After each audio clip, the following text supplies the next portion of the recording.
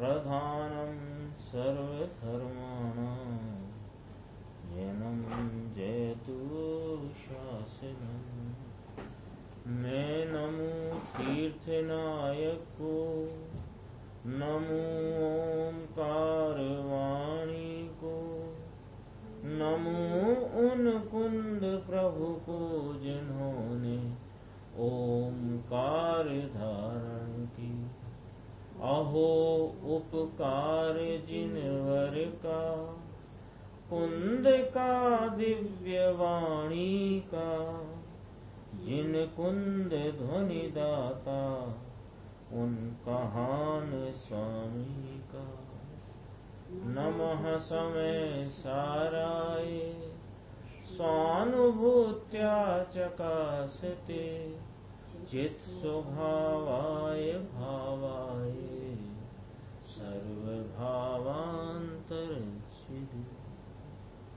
समय सार जी परमागम ग्रंथ है। इसके परिशिष्ट रूप से जो 47 शक्तियों की चर्चा आचार्य अमृतचंद्र भगवान ने यहाँ पर कही है परिशिष्ट में, उसमें 21वें क्रम पर अकर्तृत्व शक्ति, इसकी अपन आज स्वाध्याय प्रारंभ करते हैं। सकल कर्म कृत ज्ञातृत्व मात्र अतिरिक्त, इतना, और फिर कहा परिणाम। तो सकल कर्म कृत ज्ञातृत्व मात्र अतिरिक्त, ज्ञातृत्व मात्र भाव से अतिरिक्त जो अन्य भाव है, परिणाम लिया ना। सकल कर्म कृत ज्ञातृत्व मात्र अतिरिक्त परिणाम। तो ज्ञातृत्व मात्र से अतिरिक्त जो कुछ भी परिणाम है, उनको यहाँ सभी ऐसे परिणाम को कर्मकृत कह के बताया, कर्मकृत कहा।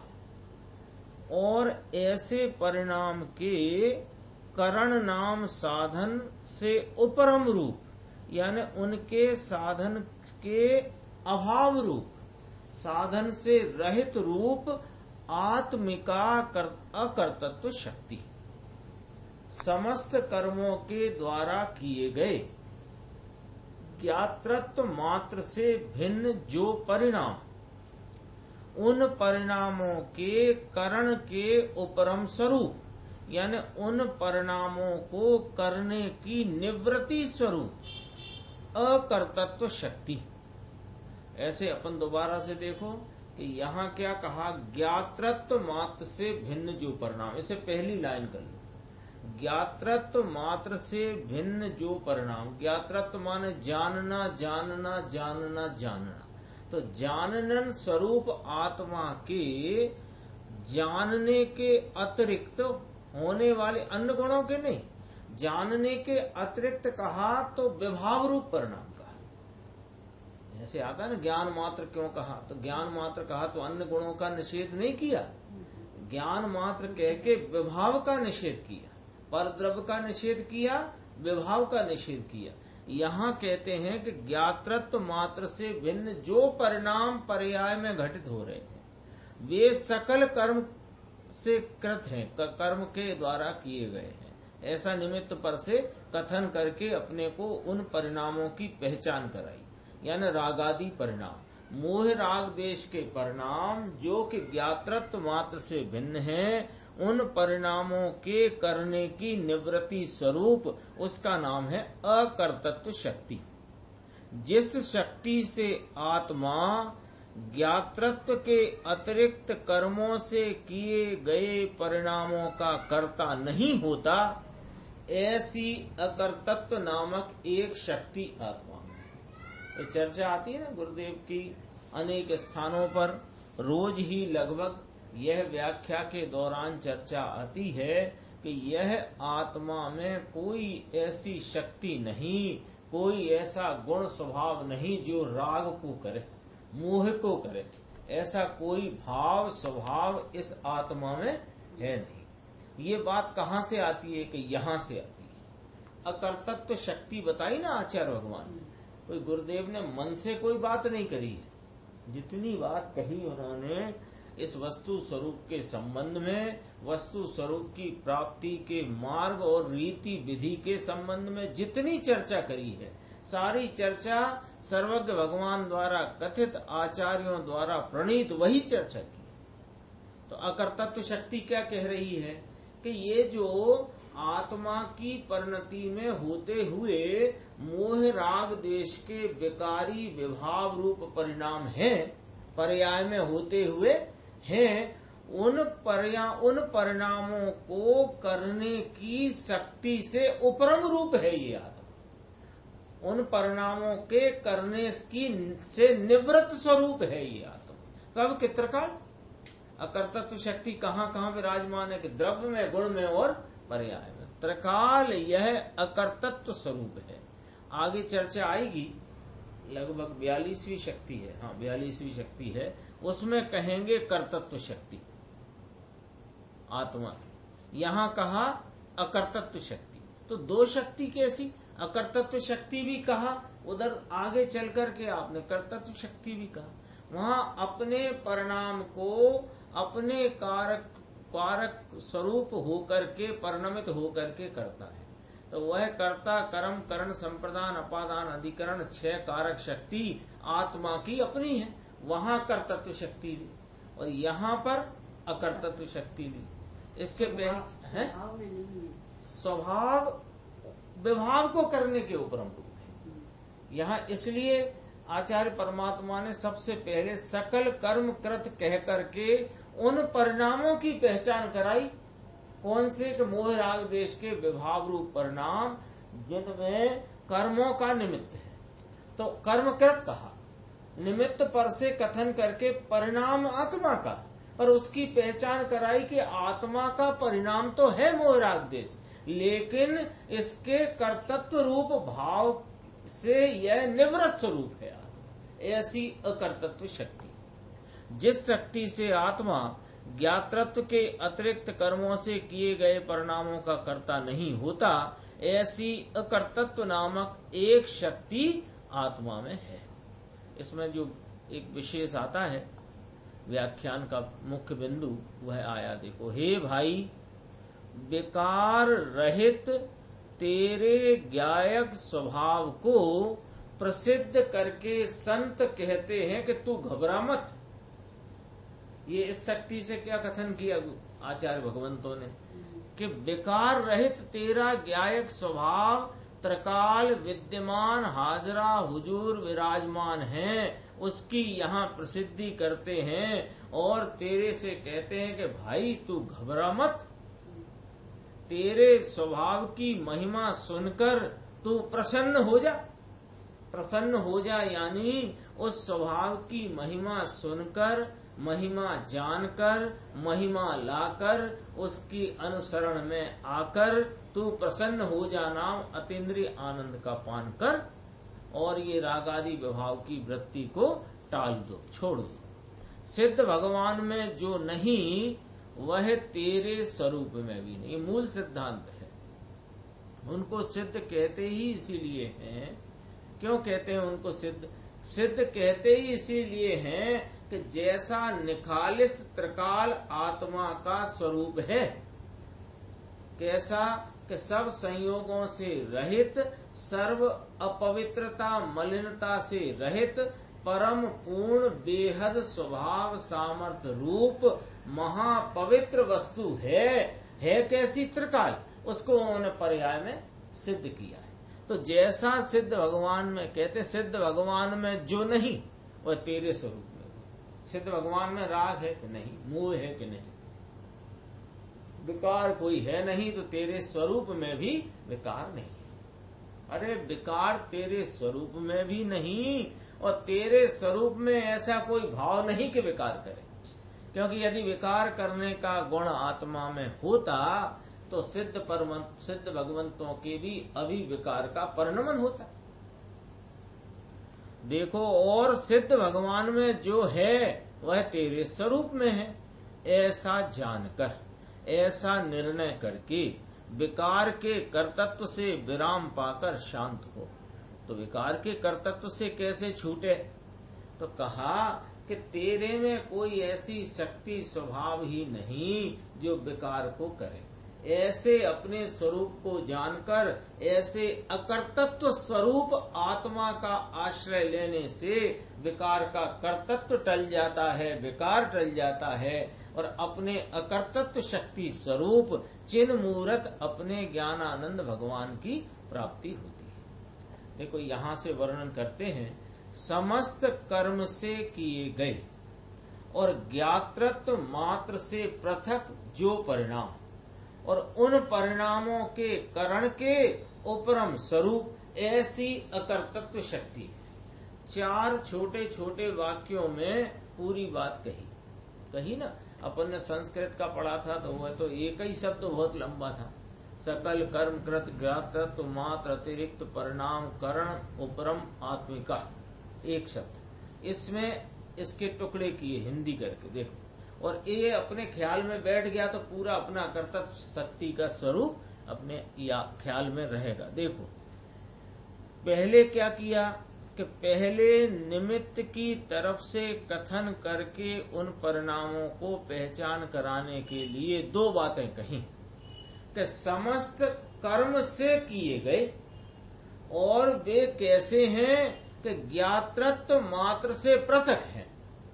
कौन? कि वो जो आत्मा की परिणति में होते परिणाम। वे परिणाम की पहचान कैसी कराई कि समस्त कर्म से किए जाने वाले या होने वाले और ज्ञातृत्व मात्र अपने जानन स्वरूपता मात्र से पृथक भिन्न अलग अतिरिक्त जो परिणाम है, और उन परिणामों के करण के उपरम स्वरूप, यानी उन परिणामों के करने के निवृत्ति स्वरूप।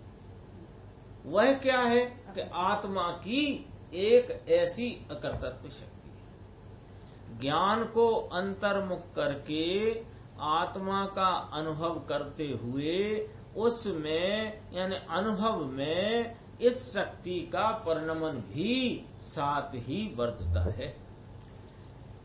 जहाँ ज्ञान में आत्म स्वभावों को पकड़ा, वहाँ विकारी भावों का कर्तत्व छूट जाता है, विराम को प्राप्त होता है। वह अकर्तत्व शक्ति का निर्मल परिणाम है। अकर्तत्व शक्ति किस स्वरूप है कि विकारी परिणामों के नहीं करने रूप है।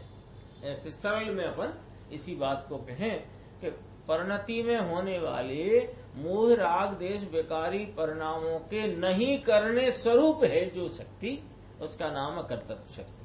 तो अकर्तत्व शक्ति स्वरूप आत्मा को जब अपनी उपयोग दशा में पकड़ा, ग्रहण किया, तो क्या हो गया कि अनंत शक्तियों के साथ अकर्तत्व शक्ति का भी निर्मल परिणाम हो गया। यानी सब रागादि विकारों से कर्तत्व का भाव छूट गया, मिट गया। शुभ अशुभ समस्त परिणाम आत्मा के ज्ञायक भाव से पृथक हैं। इसलिए पर्याय जहाँ ज्ञायक स्वभाव उन्मुख हुई, वहाँ उसमें ज्ञातापना ही रहा, और शुभ अशुभ परिणामों का कर्तत्व वहाँ उपरम को प्राप्त हुआ, निवृत्ति को प्राप्त हुआ, छूट गया। ये क्या बात आ गई? ये देखो कौन सी बात आ गई कि अपन कहते हैं ना कि अकर्तापना कहो कि ज्ञातापना कहो। कर्तापने का विपरीत क्या हुआ? अकर्तापना। तो अकर्तापने का पर्यायवाची क्या हुआ? ज्ञातापना। तो ज्ञातापना कहो कि अकर्तापना कहो, यही बात यहाँ कही जा रही है। देख लो, ज्ञातृत्व मात्र अतिरिक्त परिणाम करण उपरम आत्मिका अकर्तत्व शक्ति। तो आत्मा ज्ञातृत्व स्वरूप अकर्ता है, तो काय का कर्ता नहीं है कि वे सकल कर्म से किए जाने वाले अथवा होने वाले, किए जाने वाले निमित्त से कथन है, होने वाले जितने भी विकारी परिणाम हैं उनके अकर्ता रूप बराबर ज्ञाता स्वरूप। आ गई ना बात? इसमें जो बात आती है अधिकतर इस बात को अपन ख्याल में लेते हैं कि अकर्ता माने ज्ञाता। तो क्या रहा? पर्याय जहाँ ज्ञायक स्वभाव सन्मुख हुई उसमें ज्ञातापना ही रहा, और शुभ अशुभ परिणामों का कर्तृत्व वहां उपरम को प्राप्त हुआ, छूट गया। इस प्रकार ज्ञान मात्र भाव में विकार को न करे ऐसे अकर्तृत्व शक्ति का परिणमन भी है। यहाँ विकार के अकर्तृत्व की अपेक्षा से अकर्तृत्व शक्ति बतलाई है और 42वीं कर्तृत्व शक्ति कहकर वहाँ निर्मल पर्याय का कर्तापना बताएंगे। अपनी पर्याय के क्षयों कारक रूप आत्मा स्वयं ही परिणमित होता है, ऐसी उसकी शक्ति है। उसका वर्णन आगे आएगा, उस क्रम में आएगा। विकारी भाव करने का ज्ञान का स्वभाव नहीं है, ज्ञान से वे विकारी भाव पृथक हैं। आ गया ज्ञातत्व मात अतिरिक्त परिणाम, इसलिए उन्हें कौन से परिणाम कह करके पुकारा? कर्मकृत परिणाम। यानी अपने 5 भाव जीव के आते ना, असाधारण 5 भाव, तो उसमें एक तो पंचम परम पारिणामिक भाव, त्रिकाल ध्रुव एक रूप स्वरूप वस्तु का मूल स्वभाव, और 4 पर्याय रूप भाव गिनाए। उसमें उपसम, क्षयोपसम और क्षायक, ये परिणाम तो निर्मल भी है और मलिनता भी है ना। लेकिन औदैक भाव एकांत मलिन है, और औदैक भाव उसका नाम क्यों है? उदय के कर्म के अनुसार में होने वाला जीव का परिणाम, तो उसका नाम कहाँ से रखा गया? उदय से। ऐसे यहाँ पर ये परिणामों का, विकारी परिणामों का, मोह राग देश का नाम क्या कहा? कर्मकृत परिणाम। ये सिर्फ नामकरण है, कर्म ने किए हैं ऐसा यहाँ भी नहीं कहना है। देखो, इसलिए उन्हें कर्मकृत कहा है। उसमें विकार से भिन्न ज्ञान स्वभाव बतलाने का प्रयोजन है। क्या कहा है कि विकारी भाव मेरे ज्ञान द्वारा नहीं किए गए हैं, किंतु वे कर्मकृत हैं। ऐसा मानने वाले की दृष्टि कहाँ पड़ी है? जिसने अपनी परिणति में होते हुए विकारी भावों को कर्मकृत कहा, माना जाना। तो कर्मकृत कहा, माना जाना माने ज्ञातृत्व कृत नहीं है, स्वभाव कृत नहीं है। मैं तो ज्ञातृत्व मात्र परिणाम का करता हूँ, यह रागादि भाव का मैं करता नहीं। इस प्रकार अपने अकर्ता स्वभाव पर दृष्टि पड़ी है, तब उस स्थिति में यह विकारी भाव कर्मकृत है, ये कहने में आता है। ऐसा माना है जिसने कि यह विकारी भाव मेरे ज्ञान द्वारा नहीं किए गए किंतु कर्मकृत हैं, उसकी दृष्टि कहाँ पड़ी है? कि भैया उसकी दृष्टि तो अपने ज्ञान स्वभाव पर पड़ी है। साधक जीव ज्ञाता स्वभाव की दृष्टि के बल से निर्दोषता रूप ही परिणमित होता है, इसलिए उसे मिथ्यात्व आदि अशुभ परिणामों का कर्तृत्व तो रहा ही नहीं है। और जो अल्प रागादि भाव होते हैं उनकी मुख्यता नहीं है, उन्हें ज्ञायक भाव से भिन्न जाना है, इसलिए उनका भी अकर्तृत्व ही। इसमें क्या बात एक खास आ गई कि स्वभाव की दृष्टि हुई, यानी विकारी भावों से रहित अपने ज्ञातृत्व मात्र भाव को, ज्ञायक भाव को दृष्टि में लिया। अब उसका परिणमन कैसा है कि निर्दोष निर्दोष निर्दोष निर्दोष परिणमन। और यह जो दोष रूप परिणमन है उसका उसको कर्तृत्व नहीं रहा। कौन का?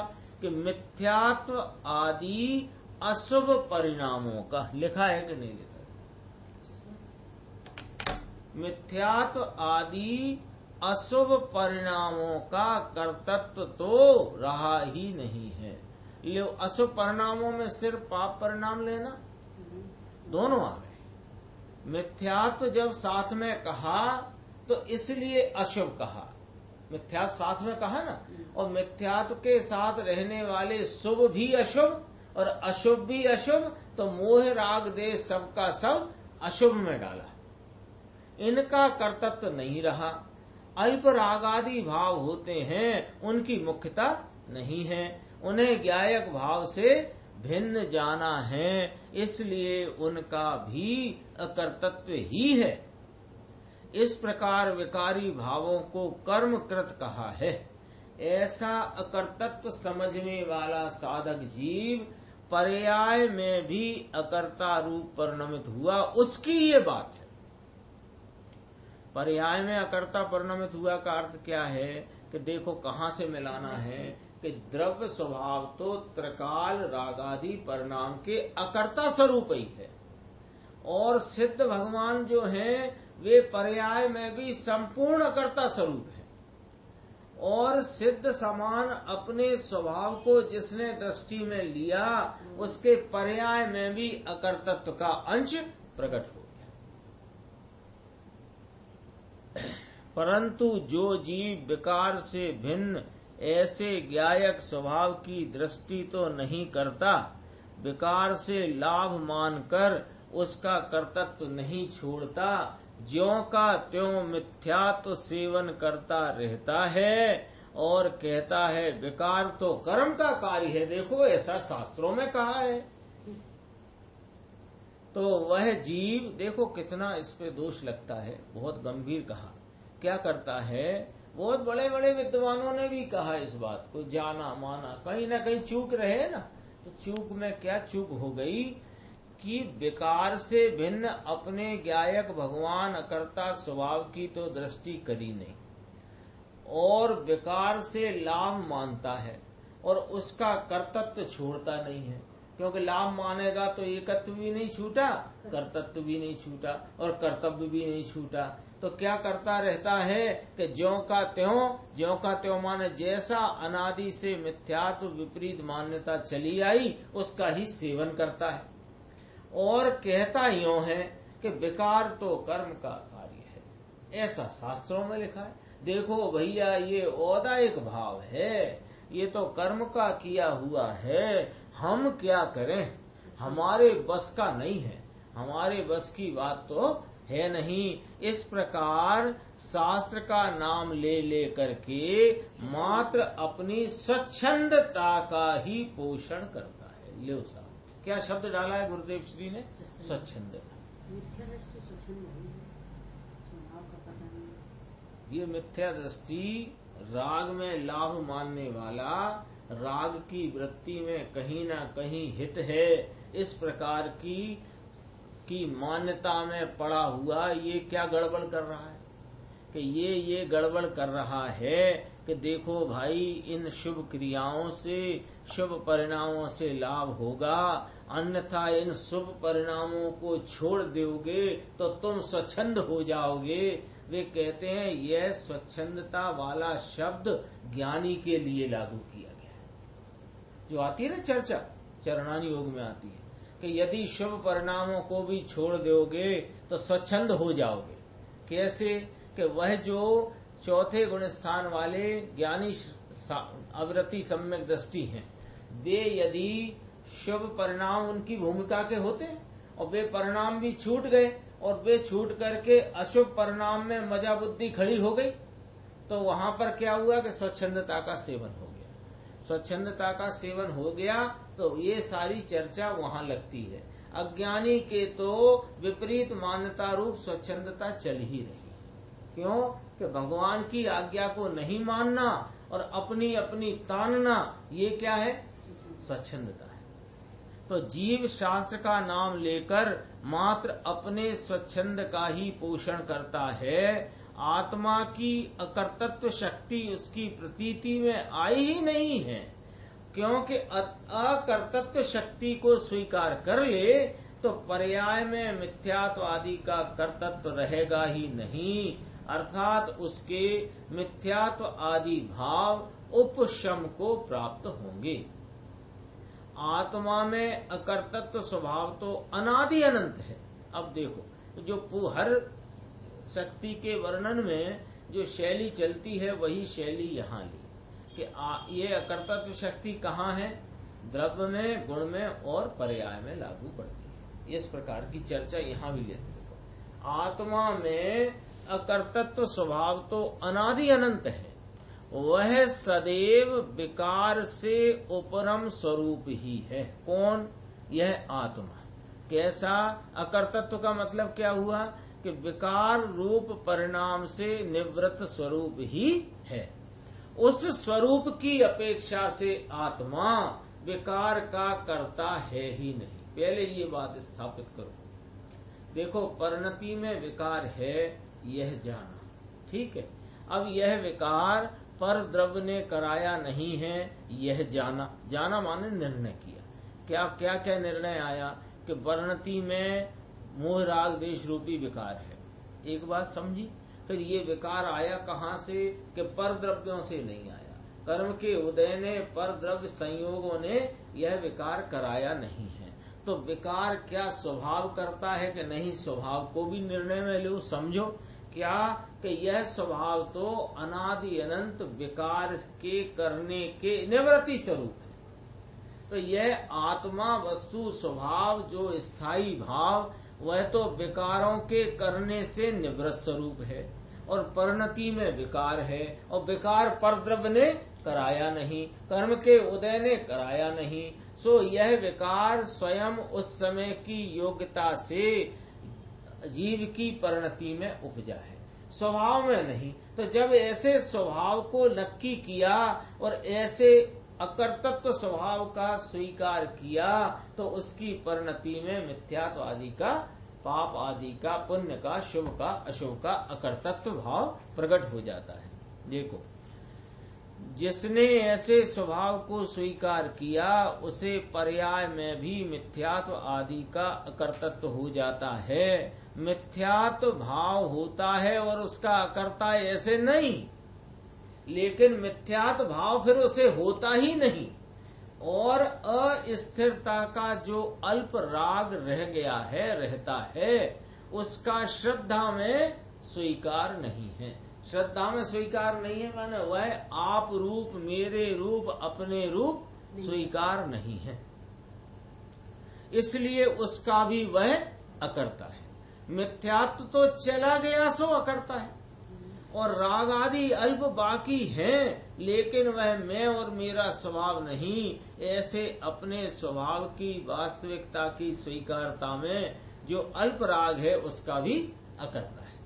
अज्ञानी जीव क्या करता है कि अपने अकर्ता स्वभाव को भूलकर पर्याय की विपरीतता से विकार के कर्ता रूप परिणमित होता है। पर का कर्तत्व तो अज्ञानी को भी नहीं है, कर्मों का अथवा अन्य वस्तुओं का।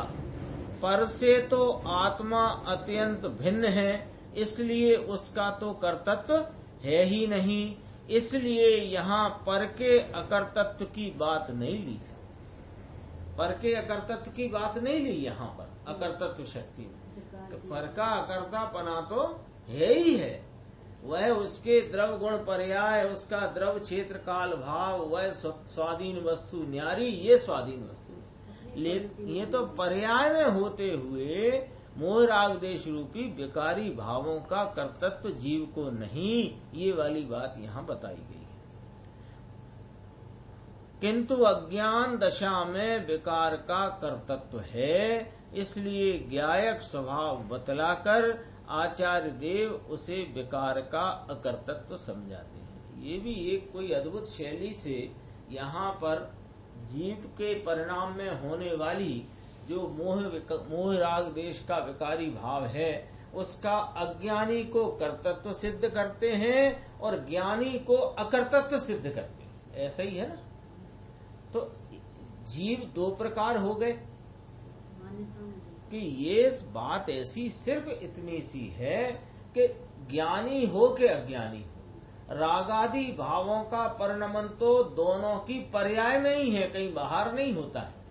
लेकिन पर्याय में होने पर भी स्वभाव में नहीं है, न ज्ञानी के न अज्ञानी के। ये यहाँ तक तो सब समान है बात, ज्ञानी अज्ञानी का भी कोई भेद नहीं है।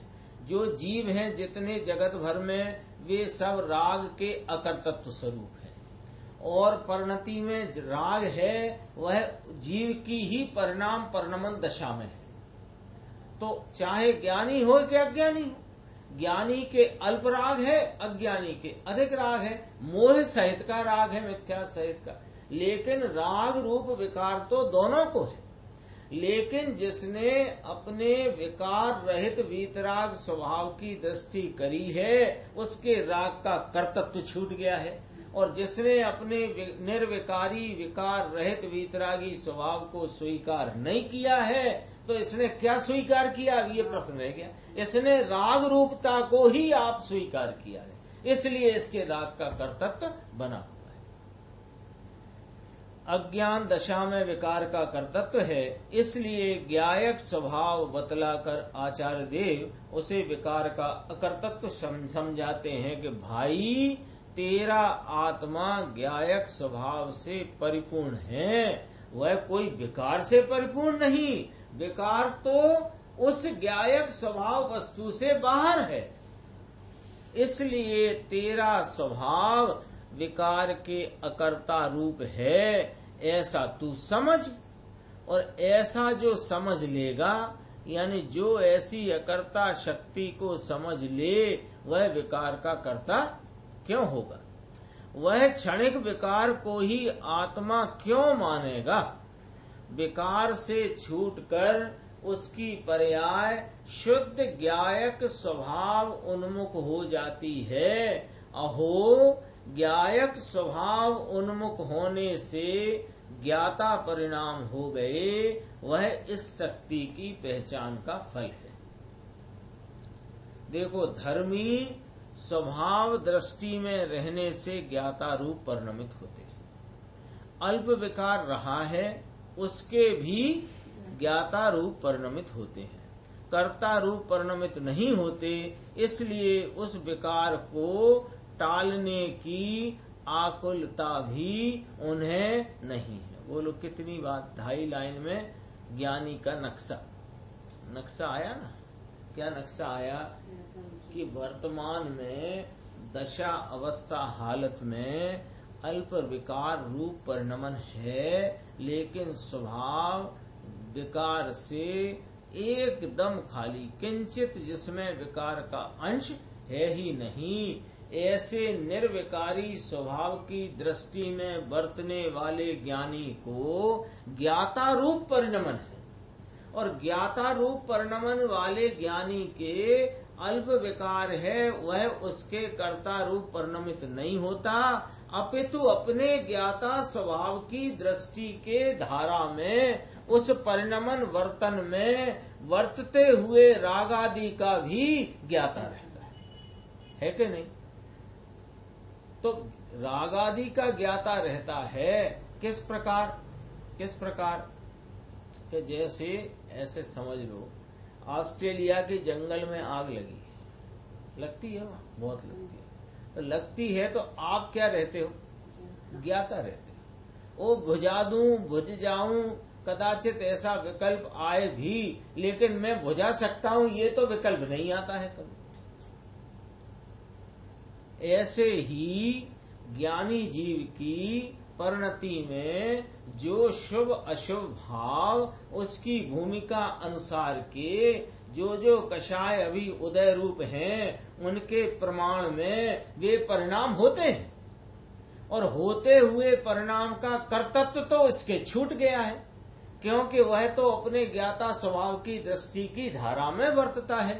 तो रागादि भाव हैं, कैसे हैं कि जो कषाय उदय रूप हैं उसकी भूमिका में, उनके प्रमाण में वे परिणाम होते। जैसे चौथे गुण स्थानवर्ती के 3 कषाय का उदय है, अप्रत्यख्यानावर्णी, प्रत्यख्यानावर्णी और संजुलन संबंधी कषाय का उदय है। उनके उदय प्रमाण में जो कषाय भाव शुभ अशुभ जो भी होते हैं, वे विकारी भाव हैं, वे मैं नहीं, मेरे नहीं, ऐसे अपने अकर्ता ज्ञाता स्वभाव की दृष्टि में बरतता हुआ उन विकारों को मात्र जानता है। तो जानता हुआ उन्हें टालने की आकुलता से पीड़ित नहीं होता। और यह अज्ञानी, इसने अभी विकार के कर्तृत्व को ही ओढ़ रखा है, इसलिए इसको बार बार यही टक्कर मारती है बात, ये विकार कैसे दूर हो, ये विकार कैसे दूर हो, ये विकार तो दूर होना चाहिए, ये विकार क्यों खड़ा हुआ है, इसे हटाओ, मैं हटा दूंगा इसको, भैया परिणाम को संभालो। अरे परिणाम कौन से, यहाँ कौन से परिणाम चर्चा चल रही, कर्मकृत परिणाम, ज्ञातृत्व मात्र से अतिरिक्त परिणाम, तुम क्या सुधारोगे, तेरे है नहीं। और ज्ञानी इस बात को जान गया तो उसे आकुलता नहीं होती। यानी कि कोई को ऐसा किसी को अंतरंग अपने आत्म स्वरूप की प्राप्ति हुई है और अनंतानुबंधी टल गई है और तीन कषाय का उदय अभी वर्तता है, अविरति सम्यक दृष्टि है, और उसके साथ वाले किसी व्यक्ति को बराबर ऐसा ज्ञान में आ गया है कि ये भाई तो धर्मात्मा है, इसको तो धर्म भाव की प्राप्ति हुई है। अब वो जो बगल में साथ रहने वाला है ना, उसको तो अकलवाट चल रही है कि भैया तुम तो धर्मात्मा हो, आगे बढ़ो आगे बढ़ो, अब तुम्हारे ये वाले अशुभ नहीं होना चाहिए। ऐसा वो अपने आप ही विकारों की रमत में पड़ा हुआ वो साथ वाला वो आकुलित है इसके परिणामों से। और वह जो ज्ञानी है, जो मात्र होते हुए अल्प रागादि का अल्प हो गए, अनंतानुबंधी गई तो अल्प हो गए, वे अल्प रागादि विकारी भावों का ज्ञाता रहता है, ज्ञाता मात्र रहता है, टालने की आकुलता नहीं है उसे अपने परिणामों को टालने की आकुलता नहीं। हाँ। दूसरे के परिणामों को टालने की। याद आ गई मुझे बात, गुरुदेव के पास चिट्ठियां आती थी, एक दो बार चिट्ठी आई उनके पास, गुरुदेव के पास, कि देखो साहब आपने तो धर्म भाव की प्राप्ति करके यह संसार मार्ग को के नाश रूप और अपने उत्कर्ष के प्राप्ति रूप मार्ग को प्राप्त कर लिया है। अब आप कोई दीक्षा आदि ले लो दिगंबर, तो हमारे माथे से कलंक दूर हो जाए। किसने लिखी? ये कोई आत्मार्थी भाई ने। इसको क्या है कि अभी विकार का कर्तापना टला नहीं। क्यों नहीं टला? कि अकर्ता स्वभाव की दृष्टि हुई नहीं, तो उसकी सोच क्या चल रही है कि महाराज आप अब आगे बढ़ जाओ और मुनि दीक्षा ले लो, तो जिससे क्या है कि कलंक मिट जाएगा। वो उसे लग रहा है कि ये वाला परिणाम कलंक है और ये वाला परिणाम निष्कलंक है। अरे निष्कलंक तो यह आत्मा मात्र है भाई, इसलिए तो ऐसी चिट्ठी लिख दी उसने। क्यों लिख दी? फिर इसको आकुलता बहुत है और ज्ञानी को उस विकार को टालने की आकुलता भी नहीं है। स्वभाव के वेदन की मुख्यता में उन्हें तो समता और शांति है। विकार से उपरम पाकर वह आत्मा उपशांत हो गया है। उपरम पाकर माने विकार से उपरम स्वरूप निवृत्त स्वरूप ही मैं हूँ, ऐसा दृष्टि में आ जाने से और विकार रहित अपने अतीन्द्रिय आनंद के आस्वादन को प्राप्त करके वह आत्मा उपशांत हो गया है। उपशांत हो गया माने आकुलता से रहित होकर अपने आनंद रूप भाव में परिणमित हो गया है कि अहो मैं तो ज्ञान स्वभावी आत्मा हूँ, मेरे ज्ञान में पर का या विकार का कर्तृत्व नहीं है और मेरे कर्तृत्व के बिना ही जगत के कार्य हो रहे हैं। मेरे ज्ञाता परिणाम राग के भी कर्ता नहीं है। अपने ज्ञायक भाव के अतिरिक्त मुझे सर्वत्र अकर्तृत्व ही है। इस प्रकार धर्मी जीव अपनी अकर्तृत्व शक्ति को निर्मल रूप से उल्लसित करता है, उसमें उल्लास को प्राप्त होता है, उसमें बड़वारी को प्राप्त होता है। किसमें? अपने अकर्तृत्व शक्ति के निर्मल परिणमन में, निर्मल भाव में, उसकी पवित्रता निर्मलता में उल्लास नाम वृद्धि को प्राप्त होता है। क्या गजब की बात है। दृष्टि का देखो क्या हिसाब किताब जोरदार है कि जब यह दृष्टि में आई बात कि मैं तो ज्ञान स्वभावी आत्मा हूँ, मेरे ज्ञान स्वभाव में पर का या कि विकार का कर्तृत्व नहीं है। जगत मेरे कर्तत्व के बिना ही जगत के कार्य हो रहे हैं। मेरे कर्तत्व मेरे किए बिना ही हो रहे हैं कि नहीं हो रहे? सब हो रहे हैं। हाँ, कोरोना फैल गया पूरी दुनिया में, लाखों लोग उससे ग्रसित हो गए और लाखों मर गए और लाखों अभी पीड़ित हैं। ऐसी स्थिति क्या बन रही है?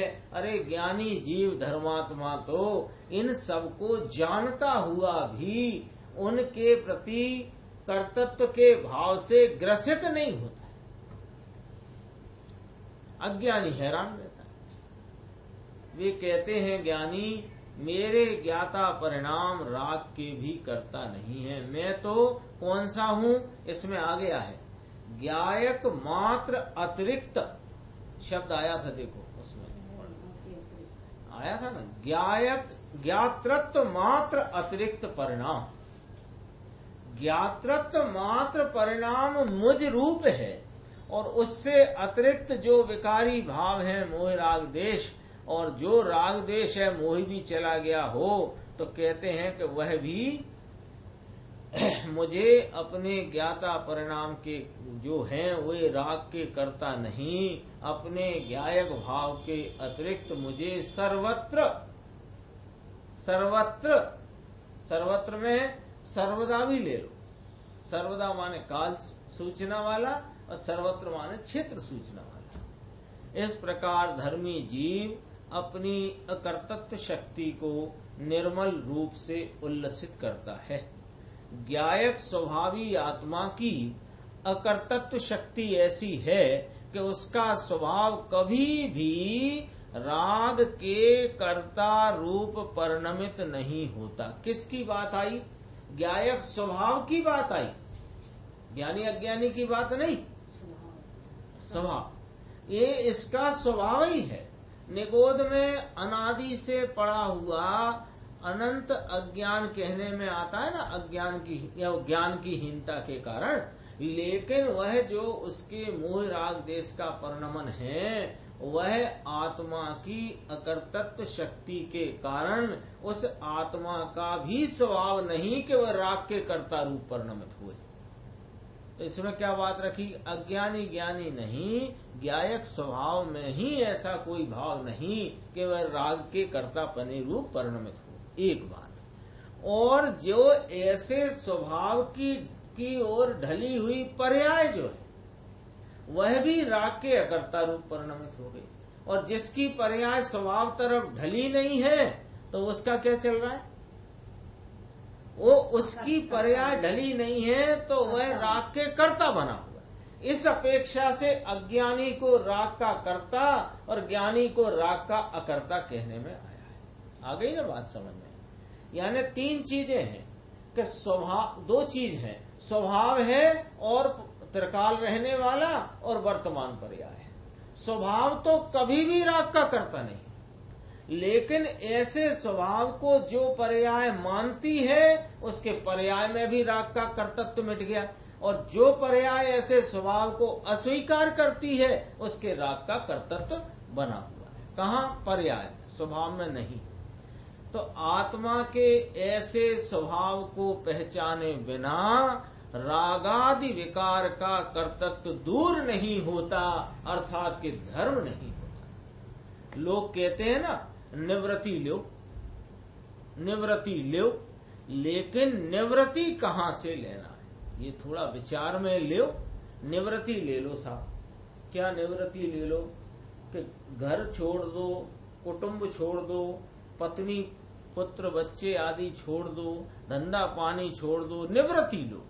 अरे सुनो जरा, शांति से विचार करो। विचार कराते हैं, बहुत गजब की बात कही है इसमें कि पर से तो आत्मा पृथक ही है कि नहीं? बोलो, कौन सा घर, दुकान, धंधा, रुपया, पैसा, जेवर, स्त्री, पुत्र, कुटुंब, कौन तेरे में अंदर घुसा हुआ है ये बता? पृथक ही है। तो ये पृथक है तो पृथक से तो तू निवृत्ति, पहले विचार में तो लाओ, निवृत्ति भी अभी होगी, लेकिन पहले ये विचार में तो लाओ कि निवृत्त होना किससे है? तो निवृत्त ये तो तेरे से, द्रव्य से, क्षेत्र से, काल से, भाव से न्यारे हैं। तो न्यारे से क्या न्यारा होना, एक बात है। और अभी तेरी प्रवृत्ति कहाँ चल रही है, इनसे तो निवृत्ति है, पर द्रव्यों से। अब प्रवृत्ति कहाँ है कि अनादिकाल से क्षण क्षण होते विकार को अपना स्वरूप मान करके उसमें वर्तन कर रहा है, सो उससे निवृत्त होना।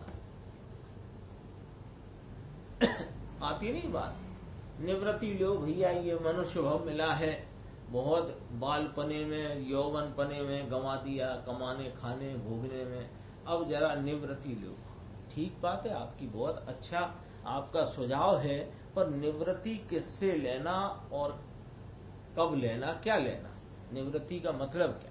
कि देखो, निवृत्ति लेने की बात कहते हैं तो पहले विचार करो कि किससे निवृत्त होना है। घर, स्त्री, पुत्र, कुटुंब से निवृत्त होना है तो सुन लो भैया, समझ लो भैया कि ये तो तेरे से निवृत्त स्वरूप है, तू उनसे निवृत्त स्वरूप है।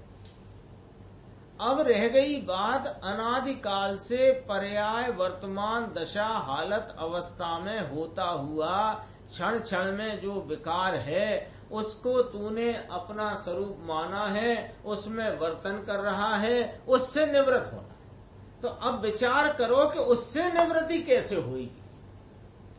अब ये प्रश्न आ गया, निवृत्त तो होना है, पर काय से, कि क्षण क्षण होते हुए विकार से। तो अब प्रश्न ये है कि उससे कैसे निवृत्त हो, कि सुनो, आत्मा का ज्ञायक स्वरूप, त्रिकाल स्वभाव, इसका मूल स्वभाव, आत्मा का ज्ञानानंद रूपी जो निर्विकारी स्वभाव, वह तो विकार से त्रिकाल यानी कि सदाकाल निवृत्ति है। ऐसे स्वभाव को पहचान कर उसमें जो पर्याय ढल गई, वह पर्याय विकार से निवृत्त हो जाती है। और विकार से निवृत्त ऐसे ज्ञायक स्वभाव का अवलंबन करते करते साधक को पर्याय में निवृत्ति बढ़ती जाती है। ये है निवृत्ति। और ज्यों-ज्यों विकार से पर्याय में निवृत्ति बढ़ती जाती है, काय से, विकार, स्वभाव तो त्रिकाल निवृत्त स्वरूप है, और पर्याय में स्त्री पुत्र कुटुंब है नहीं, सो वे भी निवृत्त स्वरूप है। और पर्याय में वृत्ति कौन सी चल रही है, कि राग आदि की। तो राग आदि से भिन्न स्वभाव को पहचान कर अपने स्वरूप के आलम्बन लेने से विकार से निवृत्ति हुई, और उसी के अवलंबन को करते करते विकार की पर्याय में निवृत्ति बढ़ती जाती। ऐसी जिसकी पर्याय में विकार से निवृत्ति बढ़ती जाती है, उसके बाहर में स्त्री पुत्र कुटुंब आदि का संयोग भी छूट जाता है। तो उसे हम देख करके कहते हैं ये निवृत्ति वाला है। निवृत्ति हुई कहाँ है आखिरकार, उसको अंतरंग में निवृत्त स्वरूप आत्मा का आलम्बन लेने से पर्याय में ज्यों-ज्यों कषाय भाव की, राग भाव की निवृत्ति होती है, ऐसे निमित्त नैमित्तिक व्यवस्था संबंध के कारण बाहर में भी इन सब वस्त्र आदि की भी निवृत्ति होती है। इनकी निवृत्ति से निवृत्त होता है, ऐसी बात नहीं है। इसलिए कहा साधक को पर्याय में निवृत्ति बढ़ती जाती है। प्रति क्षण वीतरागता में वृद्धि होने से उसे राग का साक्षात अकर्तृत्व हो जाता है, वह सिद्ध भाव को प्राप्त हो जाता है। इस प्रकार अनेकांत स्वरूप आत्मा को पहचानने से मुक्ति होती है, और वस्तु के अनेकांत स्वरूप को भूलकर एकांत मार्ग पर चलने वाले अज्ञानी जीवों को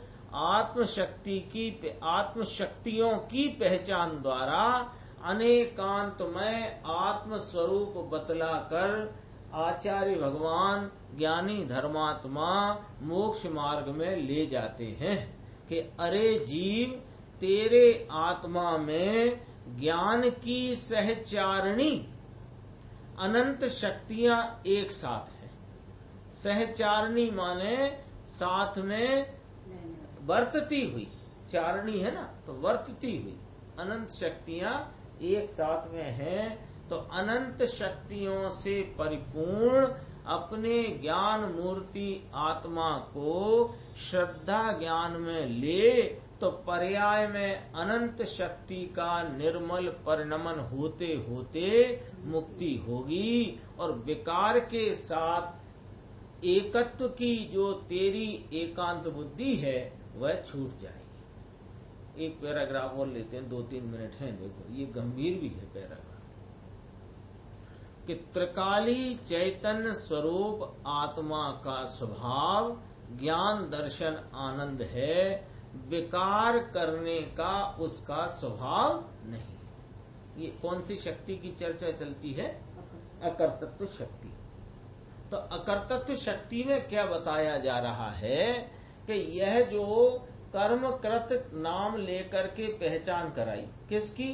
विकारी भावों की, राग द्वेष इष्ट अनिष्ट के परिणाम की, राग द्वेष की, रुचिकर अरुचिकर परिणामों की यहाँ पहचान कराई कि वे परिणामों को करने का आत्मा का स्वभाव है ही नहीं, स्वभाव में ही नहीं है। ऐसी अकर्तृत्व शक्ति आत्मा में है। तो वहां से कहते हैं त्रिकाली चैतन्य स्वरूप आत्मा का स्वभाव ज्ञान दर्शन आनंद है, विकार करने का उसका स्वभाव नहीं है। इसलिए समस्त विकारी भावों को कर्म द्वारा किया गया कहकर ज्ञायक स्वभाव में उसका अकर्तृत्व बतलाया है।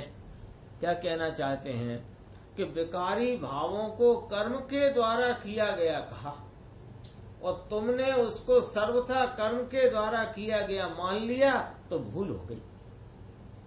कर्म कैसे कराएगा तुम्हारे विकारी भाव? थोड़ा सा विचार करने से वह बात स्पष्ट हो जाती है कि कर्म कौन है कि पुद्गल द्रव, उसका द्रव क्षेत्र काल भाव और तुम्हारा द्रव क्षेत्र काल भाव एक के जुदा जुदा, उनके द्रव गुण पर्याय और तुम्हारे द्रव गुण पर्याय अलग अलग के एक के अलग अलग हैं। तो अलग द्रव गुण पर्याय वाली वस्तु तुम्हारे पर्याय का भाव कैसे करेगी? नहीं करेगी। तो फिर कहा क्यों कर्म द्वारा किया गया? क्यों कहते हो? आप हमें उलझाते ही क्यों? आप सीधा क्यों नहीं कहते कि आत्मा के द्वारा किया हुआ? अरे हम आत्मा के द्वारा किया हुआ जब कहते हैं तो तुम स्वभाव से किया मान लेते हो। इसलिए वह भूल ना हो और यह विकारी भाव का ज्ञायक स्वभाव में सदैव कर्तृत्व है, यह बात बतलाने के लिए विकारी भावों को कर्म के द्वारा किए गए हैं ऐसा कह करके इन विकारी भावों को आत्मा के, इन विकारी भावों का आत्मा को कर्तृत्व नहीं है ये बतलाना है। इस प्रकार शुद्ध ज्ञायक आत्मा की दृष्टि कराई है। जो जीव शुद्ध ज्ञायक आत्मा की दृष्टि करे उसी को इन अकर्तृत्व आदि शक्तियों का यथार्थ स्वरूप समझ में आता है। तो कहते हैं जैसी शुद्ध शक्ति है वैसा ही रूप पर्याय में आए तभी शक्ति की सच्ची पहचान हुई है। और चर्चा इस शक्ति की आगे अपनी चलेगी अगली स्वाध्याय। निज निधि निज में बताई यह अनंत उपकार है, उसके लिए जिन वाणी माँ को वंदना शत बार है।